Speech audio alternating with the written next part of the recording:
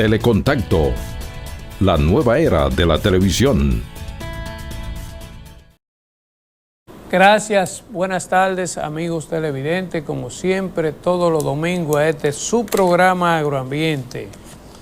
Hoy tenemos algunos temas que vamos a comentar y la presencia de un invitado especial, el exdirector del IAD, ingeniero Emilio Olivo, una joya de exdirector que nos trajo aquí la última memoria, amigos televidentes, miren, de la gestión del IAD, un hombre que se administró con transparencia, incuestionable, un profesional íntegro, que lo conozco, es de mi zona del noroeste, sí, del Olivo de Guayubín, ¿verdad? Sí.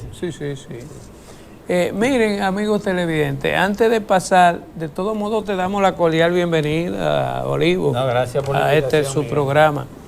Miren, yo tengo algunos temas que voy a comentar de obligatorio y de actualidad.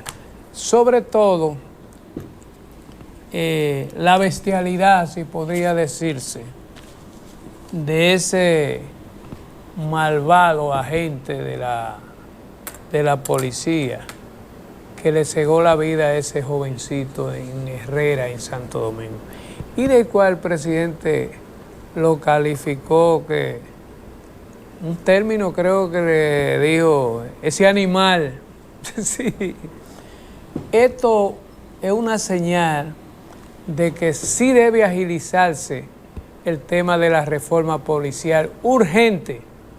Ya esto no aguanta, porque es bien sabido que esa institución no avanza, y eso, tantas reuniones y teoría, eso hay ya, señor presidente, que esa ley de reforma a la policía no debe postergarse más, porque sabemos que ese es un cuerpo que hay muchas personas buenas, pero hay muchos malos. Entonces, la actuación de los malos está empañando la gestión de los buenos. Esa policía, esa institución necesita, como otras, una purga, una depuración total, porque es que se están haciendo cosas que yo diría bestialidad, porque cuando la vida de un ser humano, eso es como, te mató un mosquito, mire, nada más que ver el video como ese animal, como lo tildó el presidente, le disparó a ese pobre, le cegó la vida a ese pobre joven. Eso estamos viviendo. Adiós, pero venga acá. ¿Y cómo es que vamos a seguir viviendo? Ya no hay seguridad, porque eso hasta irrespeta la misma institución. Ya usted no confía en una policía, porque usted generaliza y dice, ten en cuenta que es un cuerpo de matones. Y no. Yo creo que el presidente debe agilizar esas reuniones que se dan, esa teoría, ¿no? Aquí hace falta manos duras, porque mire, cuando yo recuerdo en los 12 años de Balaguer, eso era terrible. Usted se podía acotar ahí y decía, cuidado, vete de ahí que eso es un gancho.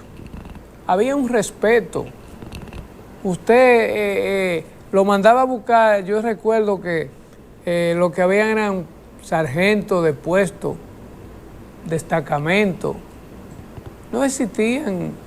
O sea, yo recuerdo que en Mao existía un capitán, la provincia de Mao, y ahora es un general.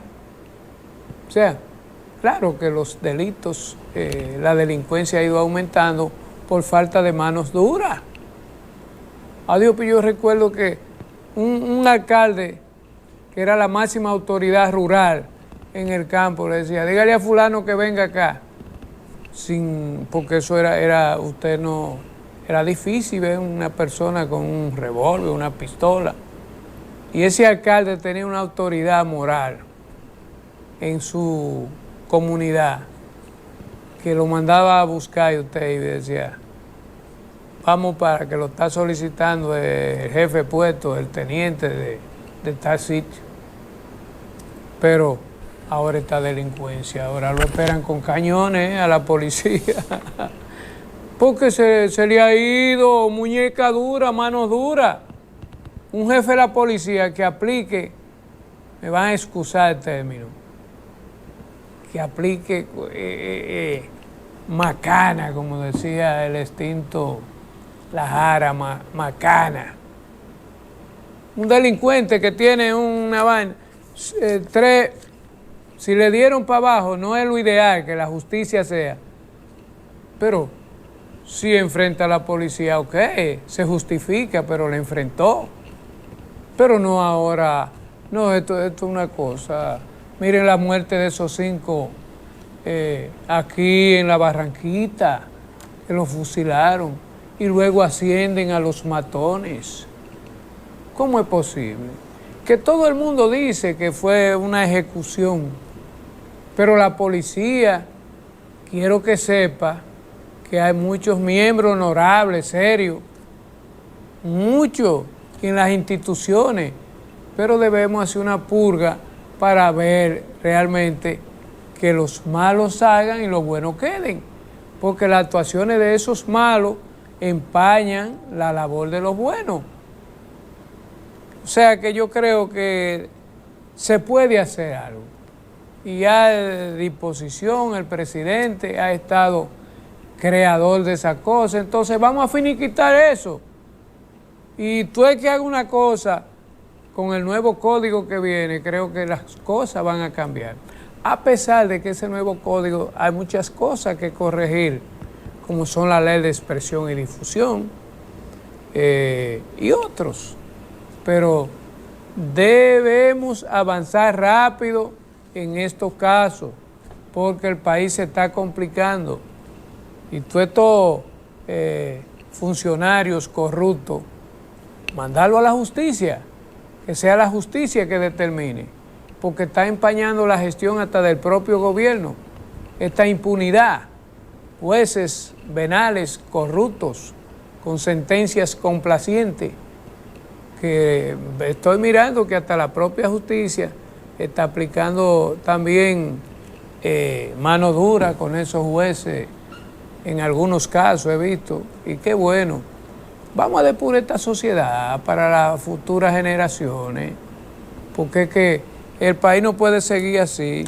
Y el presidente me ha gustado porque ha iniciado unas cosas buenas, yo admiro, pero tiene unos funcionarios bandidos que lo que están... voy a referirme a ese y otros casos también. Miren, tengo que comentar, amigos televidentes, dentro del sector agropecuario, que el presidente, a través del ministro de Agricultura, Francisco Oliveiro Espaillá, están interesados en el rescate del proyecto La Cruz Manzanillo. Y para esos fines está mandando allí equipos, bulldozers, palas, para integrar 29,000 tareas a la producción intensiva de rubros agrícolas. Y qué bueno que así sea, porque yo recuerdo que en los gobiernos de Balaguer, esos eran proyectos agrícolas estratégicos agroalimentarios, si podría decirse. Recuerdo que existía allí el proyecto Ansonia en Asua, el proyecto Ginebra, Banega y La Cruz Manzanillo. Yo llegué a visitar esos proyectos y hasta trabajé, me recuerdo, en el área comunicacional. Y eran otras cosas, hasta cuando el presidente Guzmán fue presidente, el extinto presidente Guzmán. O sea, pero había, como decían, ese interés de esos presidentes de alimentar, porque hay un déficit de alimentos, cada día aumenta, y debemos tener reservas estratégicas para responder en determinado momento.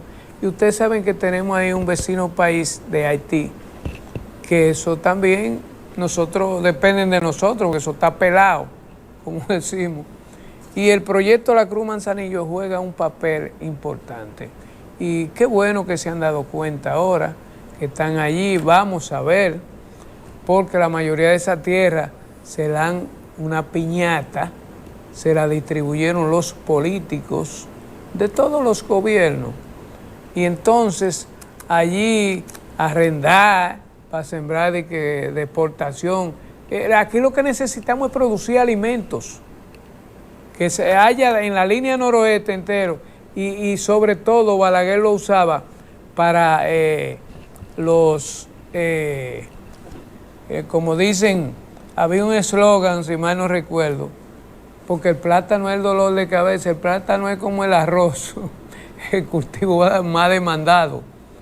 Y Balaguer, recuerdo que en los planes sociales, cuando en la capital el plátano balagonero entraba caro, mandaba a buscar plátano de Manzanillo y de esos proyectos y hacía, como es barato. Sí, barriga alta, corazón contento, como dicen. Entonces había un interés y felicito que hay interés de rescatar el proyecto La Cruz Manzanillo. Otro tema que quiero decir, amigos televidentes, comentar es sobre lo que le llaman una entelequia que existe y tanto dinero que ingresa al país por exportación de ese renglón que se llama tabaco, que de hecho no es un alimento, pero genera dinero. Y aunque el país también genera plazas de trabajo, pero allí no se ha implementado un monocultivo para también esa tierra en tiempo, cuando pasa la zafra, integrarla a siembra de rubros de ciclo corto. Bueno, pues el Intabaco está atravesando por la situación peor que ha pasado. Ustedes saben que le quitaron la autonomía, el Instituto del Tabaco se manejaba autónomo con sus propios recursos, pero ahora, mediante la ley que se creó, la 2018, si mal no recuerdo, amigos, sí, la ley 3418 del Congreso, le quitó esa al Intabaco, porque el sector exportador, comprador,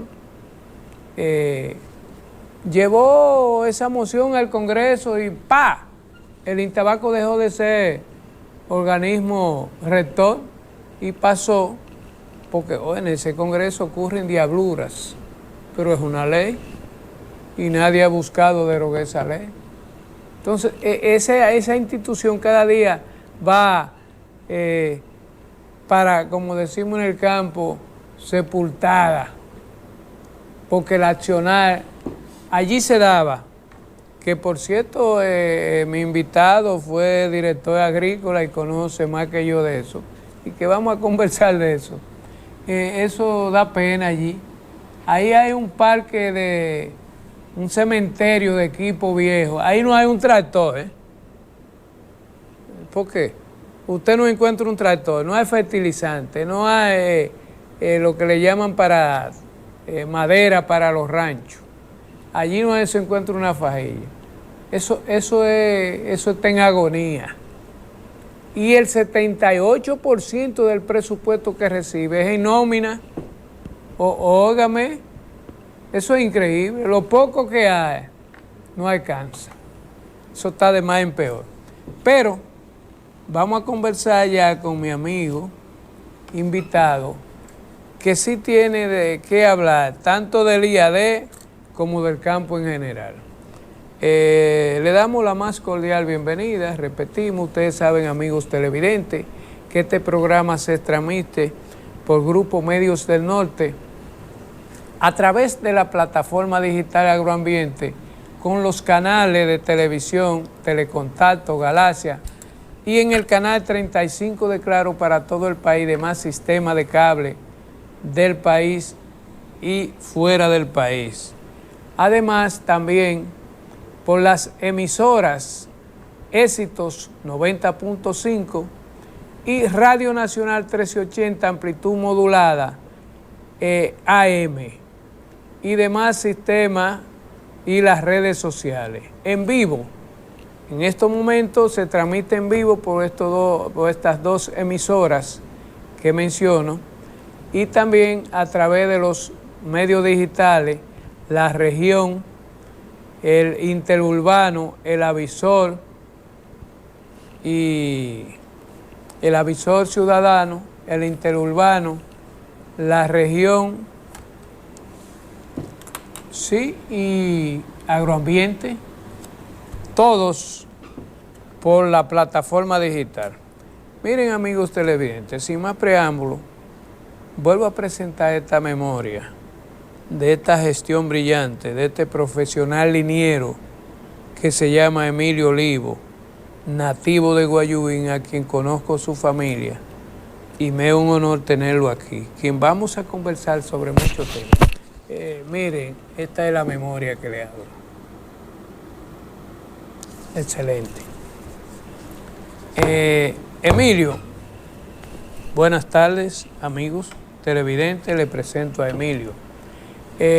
Vamos a conversar con Emilio sobre algunos temas, principalmente de la problemática del Instituto Agrario Dominicano. La famosa fusión, que pese a que hay una ley, crearon una fusión y ha sido el tiro de gracia a esa institución. ¿Qué usted tiene que decir sobre esa ley de fusionar el IAD Agricultura? Aparentemente ha sido un fracaso total. ¿Qué usted opina? Que le diga a los amigos televidentes. Bueno, buenos días. Su experiencia. Gracias, Miguel, por la invitación. Quiero decirle a la sociedad y a los seguidores de este gran programa que por primera vez después de una situación de salud que venía quejándome, estoy presentándome ante los televidentes y el país. Gracias. Porque entiendo que tú eres un profesional de mucho respeto. Gracias. Y decidí estar aquí contigo hoy.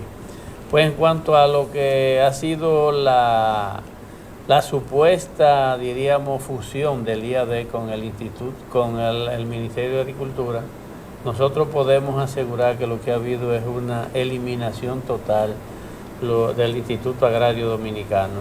Lo que ha hecho este gobierno es realmente dejar a los productores de reforma agraria, aquellos pequeños y medianos productores, sin ninguna protección. Los parceleros de reforma agraria ahora no tienen dónde recurrir a reclamar ningún derecho ni tampoco ninguna de las necesidades que se le presentan. Es realmente muy lamentable, muy triste para los pequeños y medianos productores y básicamente para aquellos que se quedaron sin titulación definitiva, porque ahora en este gobierno lo que han diseñado es un programa de privatización de las tierras del Instituto Agrario Dominicano y eso está llevando a que se mantenga una alta preocupación en esos pequeños y medianos productores y además no solo porque no han logrado conseguir sus títulos ni van a tener la seguridad de conseguirlo, sino porque una de las líneas de este gobierno es que realmente lo que queda del Instituto Agrario Dominicano es privatizarlo y venderlo a los, diríamos, a los poderosos de este país. O sea, es un hecho totalmente lamentable y que va a disminuir mucho lo que es la parte productiva de la agropecuaria en sentido general. Mire, hay una preocupación, ingeniero Olivo, porque en el IAD se está saliendo de todo, es una subasta, dicen. Usted va allí y ya un asentamiento que había allí lo quitaron para otro sitio, incluso algunos técnicos profesionales agrícolas que estaban pautados para asentarlo en Montellano y Amistad, en los terrenos de los antiguos ingenios, ya había allí una modalidad para asentar técnicos en pequeña porción. De igual manera en Manzanillo, todo eso se eliminó en este gobierno. Nunca se hizo un asentamiento.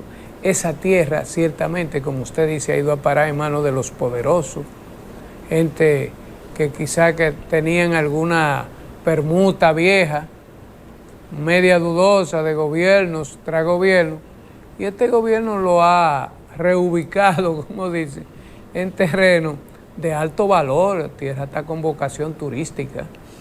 Entonces, ciertamente comparto con usted que dice que es un desastre. El IAD lo que se está es destruyendo.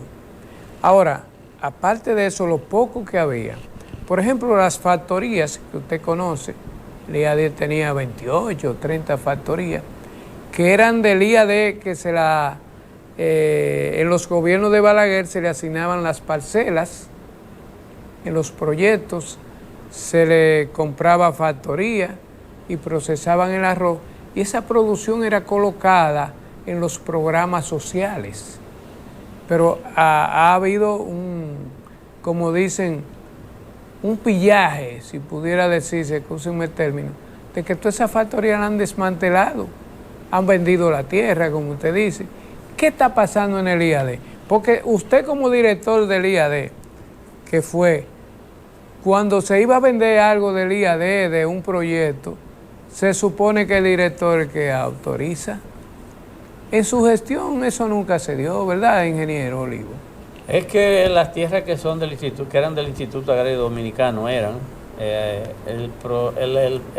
trabajo del Instituto Agrario Dominicano era un componente social de apoyo a la zona rural del país. Eso tenía un diseño especializado para el desarrollo agropecuario de esas zonas rurales que casi nunca, por eso dicen, recibían siempre de 15 hasta 60 tareas, a excepción de zonas ganaderas, porque era una estructura dirigida al desarrollo empresarial y social de la zona rural. Y con esta destrucción, ¿qué es lo que se ha hecho? Que han paralizado lo que es el desarrollo de la agropecuaria a nivel del medio rural. Si usted se pone a chequear, por ejemplo, le pongo un caso de lo que usted mencionaba ahorita, el caso de Manzanillo.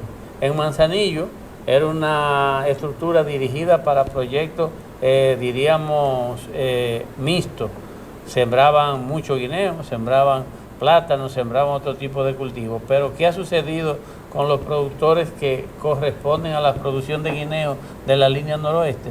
En sentido general, en el caso de Adobanano, han disminuido más de 800 pequeños y medianos productores que han desaparecido de la producción de banano en este gobierno. Incluso, usted se pone a verificar, las exportaciones de banano sobrepasaban los 400 millones de dólares en la gestión del pasado gobierno de Danilo Medina. Sin embargo, en esta gestión apenas está en 200 y algo de millones de pesos. Eso quiere decir que es una producción que ha ido cayendo hacia la baja, igual que lo que ha sido la producción de cultivos como el mango, que ha venido también hacia la baja en términos de las exportaciones y la producción nacional. Y otros renglones porque ¿qué ha pasado? El gobierno en este caso ha priorizado las importaciones, y con el proceso de las importaciones y el no apoyo a los pequeños y medianos productores, ¿qué es lo que a quién se está beneficiando? A los grandes, a los ricos, porque el pequeño y mediano productor por sí mismo no resiste una competencia desleal que se da con las importaciones y la producción nacional, que tiene un alto costo ahora mismo, porque como todos los insumos se han disparado de precio, tanto lo que tiene que ver con maquinaria, equipo, llámese agroquímico en sentido general, los abonos, todo eso se ha disparado de precio. Entonces obliga a que el pequeño y mediano productor no sea competitivo con las importaciones que se están dando, y esas importaciones solo benefician a un pequeño grupo de poderosos en este país. En sentido general, lo que han hecho es destruir al pequeño y mediano productor de la zona rural. El caso de las factorías de arroz. Se dejó funcionando varias factorías de arroz, sin embargo ahora lo que está, por ejemplo, la Francisco de Rosario Sánchez de Valverde Mao, la están licitando y la están vendiendo, tanto la factoría como las tierras. Y en el proceso del pasado gobierno de Danilo Medina lo que se hacía era recuperar las factorías, estaba en un proceso de recuperación. Ahí tenemos el caso de la factoría del factor de Nagua, de la D10 del factor de Nagua, que fue recuperada total, y creo que es la única que sigue funcionando como proyecto de reforma agraria. Y ahí se adicionó también una planta de alimentos que el presidente Medina, donde se pudiese fabricar todo tipo de alimentos para hospital, para niños, para los mismos productores, que se iba a usar. Ahí lo que se iba a usar era lo que quedaba de la molienda del arroz, lo que se le llama en sentido general el rechazo. Ese arroz iba a ser usado para fines de producción de alimentos de los hospitales y de los mismos productores nacionales, porque estaba conectado a la factoría que estaba ahí mismo al lado. También iba a producirse SNA con la harina del arroz. Y esa harina del arroz en el gobierno pasado de Danilo Medina se le estaba vendiendo a Coproharina para el desayuno escolar. O sea, era un proceso que tenía una combinación de producción junto con una producción, con un proceso de procesamiento para que llegara a bajo precio al consumidor por igual. O sea, ¿qué se hizo? Combinar la producción con la transformación, pero también con el consumidor para que lo recibiera a bajo precio. O sea que, como usted dice, estaban conectados para la producción, absorberla también los programas sociales, las escuelas, que había un interés de mantener esa factoría funcionando. Ahora, dígame una cosa, ingeniero. Por ejemplo, yo veo que le han dado préstamos a algunas factorías, tanto privadas como, pero la del IAD como que no han recibido un apoyo masivo para competir con el sector privado. O sea, según usted, este gobierno ha destruido el IAD, porque si no le da apoyo económico para que funcione, pues... Ahora, algunos, los actuales directores de esta gestión, cuando esas factorías, esas propiedades del IAD, en Mao, la casa del parcelero que vendía fertilizante a cómodo precio, y que era un sueño tan bonito que tenían esos parceleros de recibir, también le daban lo que era la subsistencia antes, ¿verdad? Cuando eran los proyectos arroceros, el banco desembolsaba, le daba para en la quincena y le deducía y luego se le distribuían los beneficios que quedaban. Entonces es una propiedad que debe conservarse del Estado. ¿Cómo ellos han podido vender eso? Lo que yo le explicaba, si es bajo la modalidad de complicidad para hacer eso, vender esos inmuebles. Si es de, una donación del Estado a los parceleros, la directiva que se instala no puede tener decisión, ¿verdad? ¿O me corrige? Miren, en el caso si no es el director que lo haga. En el caso de todos los proyectos que se han dado en este gobierno, que han hecho transformaciones y procesos de privatización, lo primero que ha hecho este gobierno es buscar directivas complacientes. Esa directiva complaciente lo ha llevado a que ellos puedan usarlo para hacer ese proceso de transformación, y automáticamente una directiva complaciente le firma la anuencia para que un proyecto sea enajenado y vendido al sector privado. El director, porque es una línea general de este gobierno, lo que hace también aplicarlo y hace el proceso de privatización. Por eso usted ve que en el caso del IAD, uno de los mayores, diríamos, deseos de este gobierno para la destrucción del IAD, hay algo que nunca se ha mencionado, es el caso de las tierras raras de Pedernales. En Pedernales hay más de 105.000 tareas en varios proyectos agrarios donde están incluidas las tierras raras de este país. Y ahí ese proyecto, lo que tiene que ver con Mencía, la Altagracia, el proyecto José Francisco Peña Gómez, esos proyectos lo que hicieron fue que al no estar titulados, están ahí.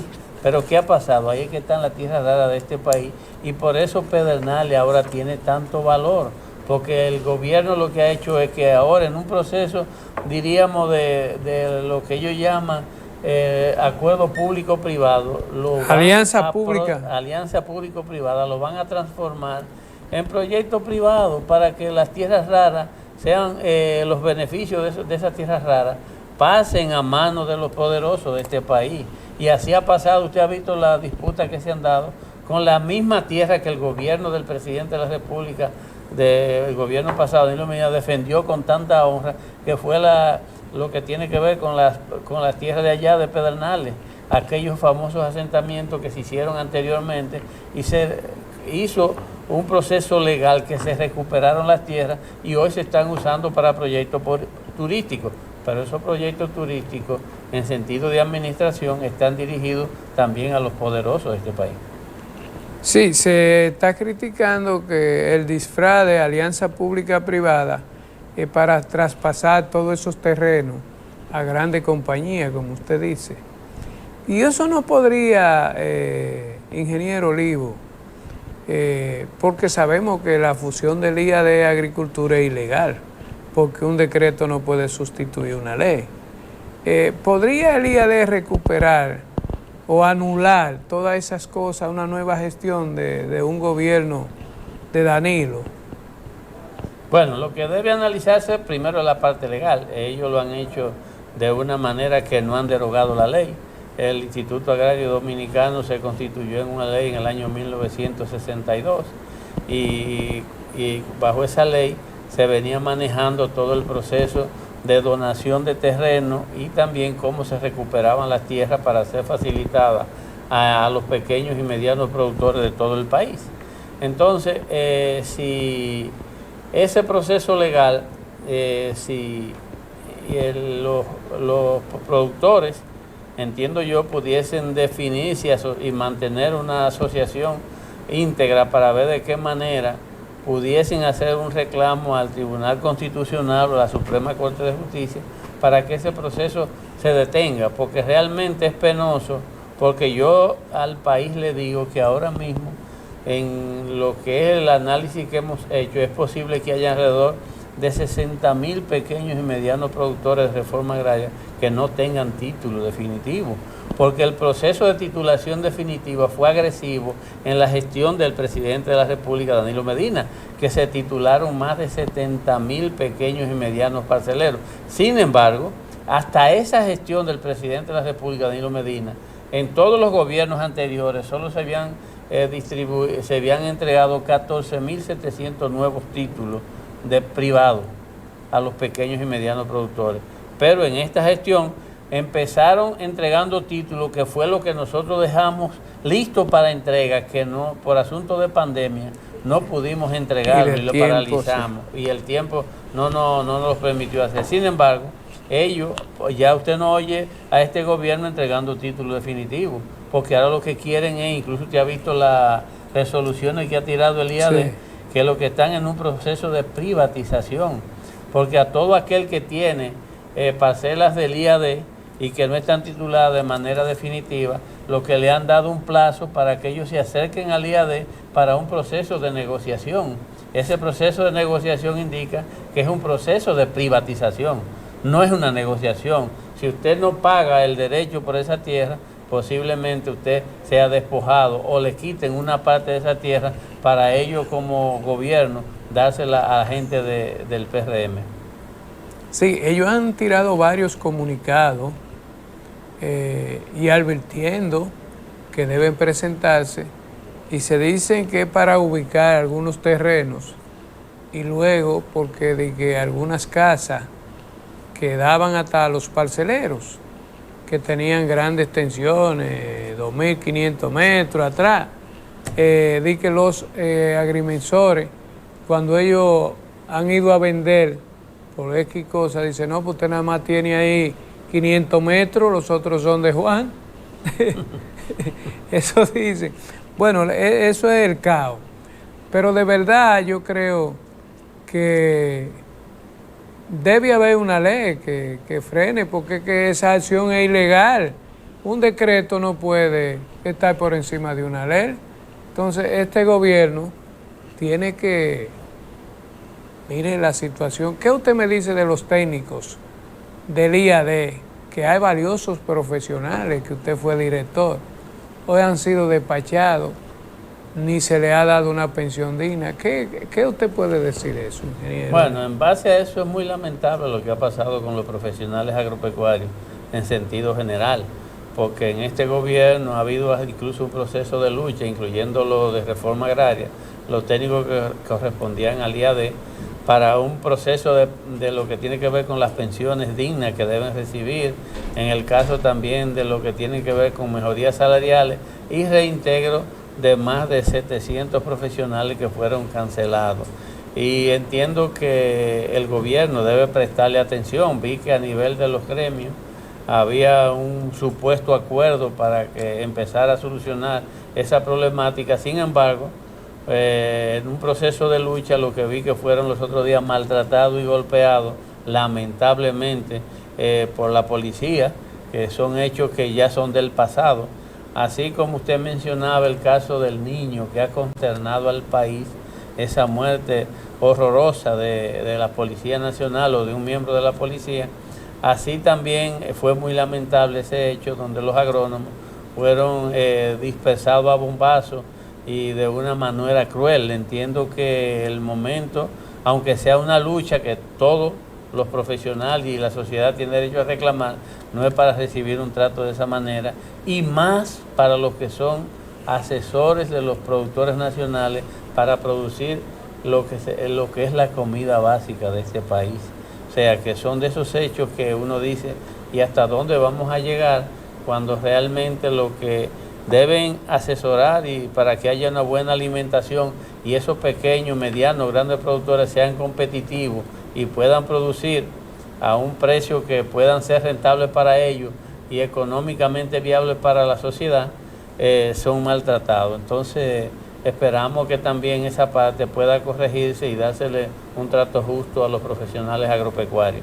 O sea que los profesionales del IAD ahora mismo están mendigando mucho lo que son sus necesidades. ¿Por qué? Porque a algunos se les mandó al IAD, a otros a otras instituciones, y hay algunos que todavía están a la espera de una pensión digna que este gobierno le prometió y no le ha llegado. Sí, y sobre todo gente con deseo de trabajar por el país, porque yo podría decir que son héroes agroalimentarios, los profesionales agrícolas que tienen 30 años al servicio de esas instituciones agropecuarias. Ingeniero Olivo, ¿cuántas tareas usted cree que podrían salir que ya no sean del IAD con esta nueva estrategia de privatización? ¿Y cuántos parceleros podrían quedar fuera de eso, de no producir alimentos bajo esta modalidad de ello? Mire, en cuanto a lo que tiene que ver con la cantidad de terrenos que esperamos nosotros que el proceso de privatización ha venido dándose en este gobierno, es posible que estaríamos hablando por cerca de 1.500.000 tareas que pasen al sector privado y que con lo que tiene que ver con el despojo o diríamos la transferencia al sector privado, porque el gobierno en la gestión del Instituto Agrario Dominicano ha entregado más de 10 millones de tareas en toda la historia de funcionamiento. ¿En el actual gobierno? No, 10 millones en toda la historia en la historia dominicana. ¿Cuánto? Más de 10 millones, 10.5 millones de tareas, de las cuales ya muchas han pasado a ser terrenos con vocaciones urbanas, terrenos con vocaciones de parques nacionales, terrenos con producción incluyendo parte turística, porque ahí está lo que tiene que ver con el una gran parte del este, los ingenios. También está la parte de Pedernales, pero hay otra franja que pasó también a ser proyecto agroforestal en zonas específicas como la provincia Sánchez Ramírez, María Trinidad Sánchez. Entonces, en el desarrollo de lo que ya viene quedando de terreno, entiendo que de zona productiva estaríamos hablando de 1.500.000 tareas que tienen el riesgo de no quedar en manos de los pequeños y medianos productores que realmente se le entregaron, porque ahora mismo esos productores están desprotegidos legalmente para reclamar. Ellos no tienen cómo reclamar, porque que no, al no existir una institución que ya la desmantelaron de manera correcta, porque Agricultura no puede representar legalmente a los parceleros de reforma agraria. porque no está facultada por ley para su gestión. La agricultura, lo que es una institución en base a lo que el IAD debió ser, es una institución de apoyo productivo y de asesoría, pero no en la parte puramente legal en cuanto a la propiedad de los terrenos. Porque, ¿qué sucede, Miguel? Quedan muchas tierras todavía que no se le ha pagado a los reales dueños que se le ocupó para fines de ser distribuida. Entonces, cuando esas litis judiciales sigan en curso, ¿quién va a defender al pequeño y mediano productor de forma agraria? Nadie. Nadie está desamparado. Está desamparado. Entonces, en base a esa problemática, está muy complicado para el pequeño y mediano productor y están ellos muy preocupados por esa realidad que están viviendo en estos momentos. O sea que la estrategia fue bien diseñada, porque sacar el personal clave del IAD y transferirlo a agricultura era un plan siniestro.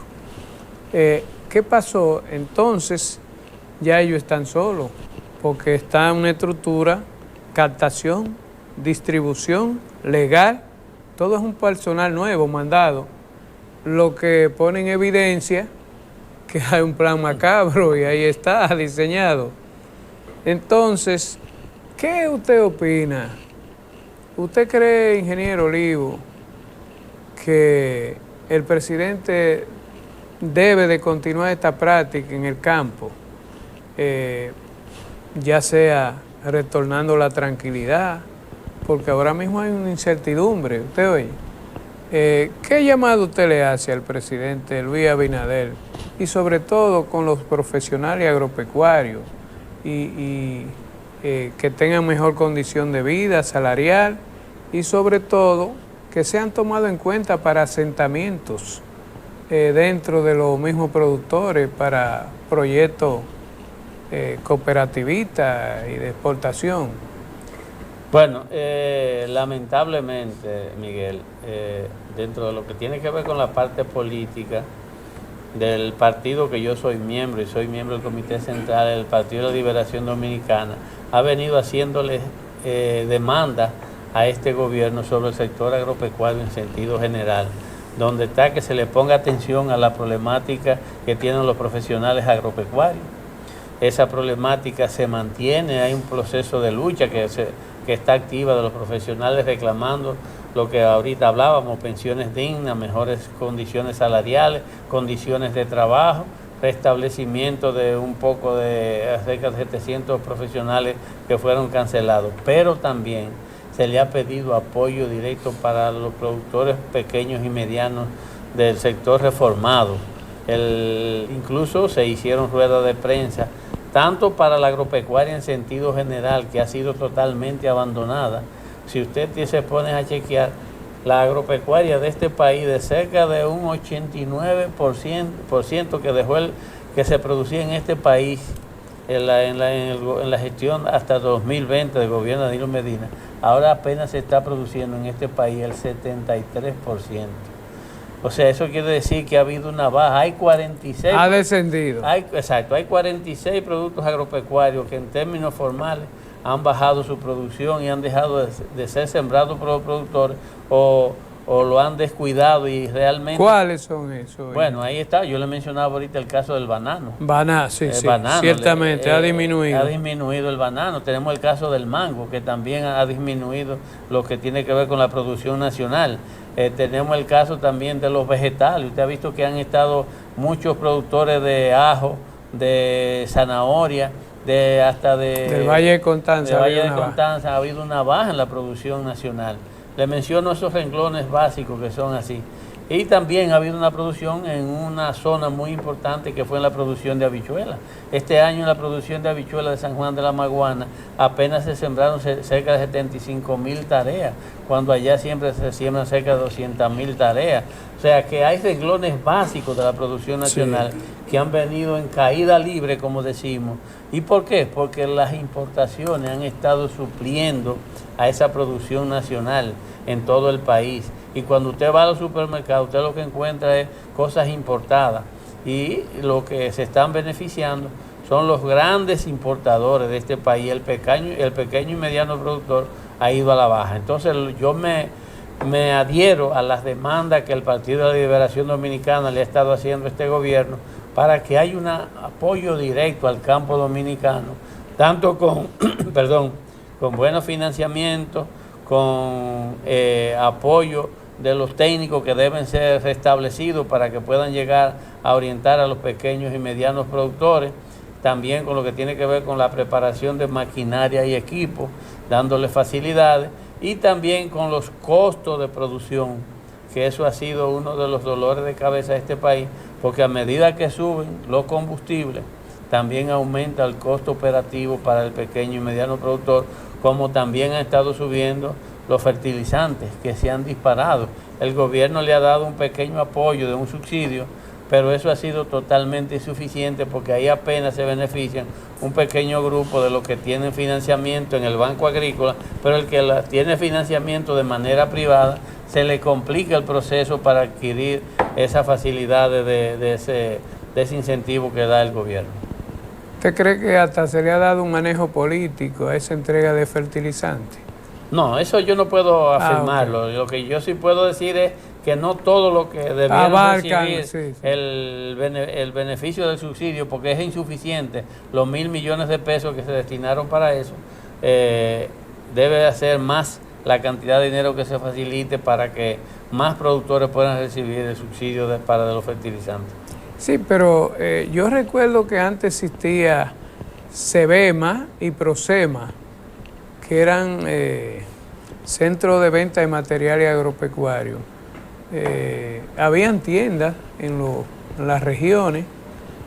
¿Usted cree que sería más interesante que el gobierno, porque tiene mecanismos para instalar eso, retomara eso de nuevo para ampliar esos programas que llegue a todos? Mira, lo que se debe retomar es un programa directo de apoyo a los productores de pequeños y medianos, como se tenía previsto y se empezó a hacer en el gobierno de Danilo Medina con el tema de las visitas sorpresa.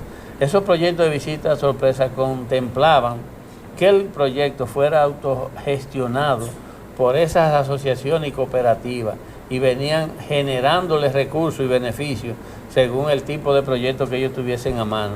¿Por qué? Porque así los proyectos esos productores podían hacer compras masivas de fertilizantes a un mejor costo, pudiesen hacer compras de agroquímicos también de igual manera, pero también podían ellos hacer ventas a la población y a los proyectos, diríamos, de planes sociales que tuvieran un gran beneficio, y entonces así en conjunto ellos pudiesen recibir un mayor beneficio. No ya en el proceso de competir con la parte privada en términos de empresas exclusivas nada más particulares, sino que cada productor, cada proyecto en sí mismo fuera autogestionario y autosuficiente para administrarse. Esa es la lógica que debió hacerse, porque usted se pone a chequear, este gobierno que lo que ha hecho es que, por ejemplo, a los productores que tienen la maquinaria y equipo de San Juan, Asua y otros lugares del país, le tiene deudas grandísimas, igual que a los productores de cebolla de Vallejuelo. O sea, el gobierno le ha dejado de pagar a ellos lo que tiene que ver con esa producción que fue vendida, y esos trabajos de preparación de tierra se la hicieron las asociaciones de maquinaria y equipo, y tienen grandes deudas que el gobierno todavía le debe. Ingeniero, muy interesante esta respuesta que usted da a esta pregunta. Una última pregunta. Sabemos aquí, agradezco que me haya traído esta memoria. Conocíamos también de usted su seriedad al frente de esa institución. Dígame una cosa, ingeniero. Allí usted en su gestión no se encontró con cosas raras, mafias que le llevaran para que firmara algún documento, porque sabemos que usted firmó una permuta que es famosa, que se le ordenó entregarle a Pedro Almanzar su terreno que reclamaba de una permuta, pero no en el sitio que usted se la dio. Le variaron y se la cambiaron a Manzanillo en el proyecto. Eso originó mucha protesta. Ese y otros casos ¿usted se encontró con algún inconveniente? Porque sabemos que actúa con responsabilidad en la administración pública. Usted rechazó muchas cosas, ¿verdad? Mire, cuando usted tiene una responsabilidad de administrar bienes que no son suyos, que son del Estado y que son de los productores agropecuarios, usted debe ser totalmente cuidadoso. Y nosotros, gracias a Dios, cumplimos con la ley. Nosotros nos ajustamos a todos los procedimientos de ley para la firma de todos los documentos que fuesen necesarios firmar. Por eso salimos de una institución con la frente en alto, sin riesgo de ningún tipo. Incluso acuérdese cuando aquella vez se nos quiso atacar, cuando lamentablemente en este gobierno le quitaron los equipos y las maquinarias a esos parceleros que un gobierno legal le dio a ellos, lo que fueron tractores, lo que fueron camiones. Muy lamentable ir con militares a despojar a esos pequeños y medianos productores de algo que ellos necesitaban para desarrollar su proyecto. Y sin embargo nosotros salimos con la frente en alto porque lo que hicimos correspondía con la verdad y con la autorización, y a cada institución que se le autorizó se lo entregamos. No hay duda de que nuestra gestión fue legalmente y moralmente sana, sí, en el Instituto Agrario. Y aquí Dominicano está todo plasmado. Sí. Gracias, ingeniero. Usted sabe que el tiempo en televisión, este espacio estará siempre a su entera disposición para tratar temas interesantes. Agradecemos su comparecencia y ciertamente felicitarlo por esto tan importante que nos trajo y darle las gracias reiteradas. Gracias a ti por la invitación y decirte que ahí está consensuada una obra de 6 años de gobierno que según se ajusta a lo que tiene que ver con un Instituto Agrario Dominicano fortalecido como lo dejó el presidente de la República, Danilo Medina. Sí, gracias, vamos a leerlo. Miren, amigos televidentes, ustedes saben que como le dije, este espacio se transmite por Grupo Medio del Norte a través de la plataforma digital Agroambiente y las emisoras que les repetí. De todo modo, Cibo es una empresa que se estableció en República Dominicana en 1990, contribuyendo con el desarrollo del país. Porque como ustedes saben, sin energía no hay desarrollo. Y todo país se desarrolla con energía eléctrica. Cibo constituye la fuente de energía más estable del sistema eléctrico nacional, generando energía de manera ininterrumpida. Cibo Energía Limpia. Cibo además trabaja con grupos comunitarios, juntas de vecinos de los sectores Timbeque, Santa Bárbara, Villa Francisca y en el país, y con grupos ambientalistas, como ustedes ven, cada día por un mejor río Sama, más limpio, libre de contaminación. Cibo Energía Limpia, y nos vemos el próximo domingo.